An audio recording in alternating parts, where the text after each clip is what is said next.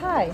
Hello. So I'd like to find out about your vocation story. So if you could tell us your name and your current profession or ministry. Okay. I'm Mary Frances Reavey, and I'm a secular Franciscan, and I've been a secular Franciscan for 16 years, 17 years. Okay. I've lost track. Okay. But, What do you remember about growing up at St. Matthias? well, I didn't grow up at St. Matthias, my kids did. Okay. But I grew up in Brooklyn, and I was a public school kid. So when I started to hear about St. Francis and third orders and non-religious people who could follow St. Francis, my interest was piqued because I had never heard of a third order. I had never heard of seculars. Okay. Interesting.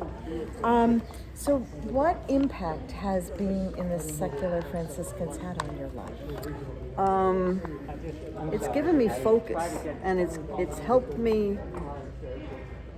It's helped me do things that I wouldn't normally have felt comfortable doing. So I'm more comfortable doing things out of my comfort zone, because there are certain times when I'll just say, all right, I'm going to do it for Francis. It's, and just sort of like this. Okay. And how did you discern or decide that this was the right path for you? Once I found out about them, it kind of gnawed at me.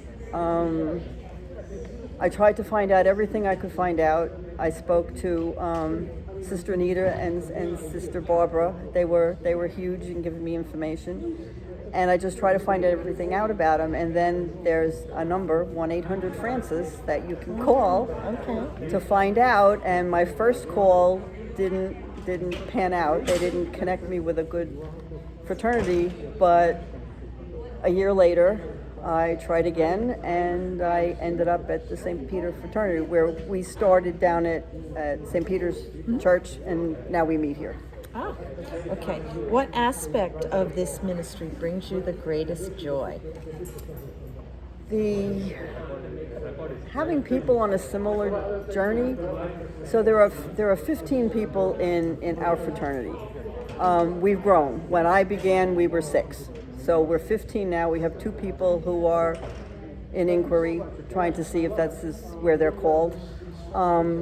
In our region, which is the next higher level in the hierarchy, there are 30-something fraternities, and we take up North Jersey, Manhattan, and Westchester. And give me a little bit more background for people who've never heard of the secular Franciscans. What types of ministry do they do?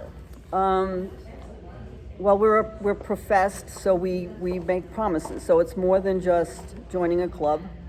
You go through a discernment, you go through formation, and if you feel that it's your calling, then you agree to become professed.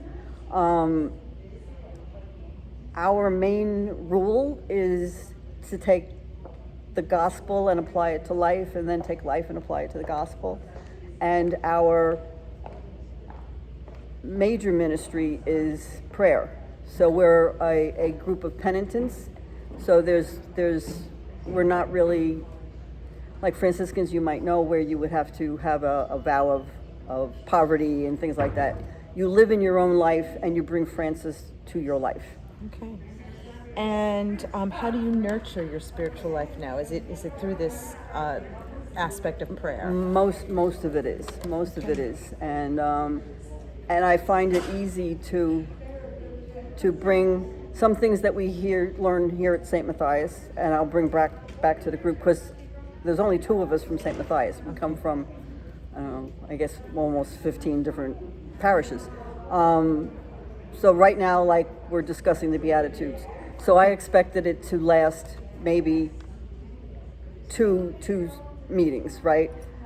We got through the first one in the first meeting, and it's like, all right, this is going to take a while, but the discussion was so good, and I had it to where we could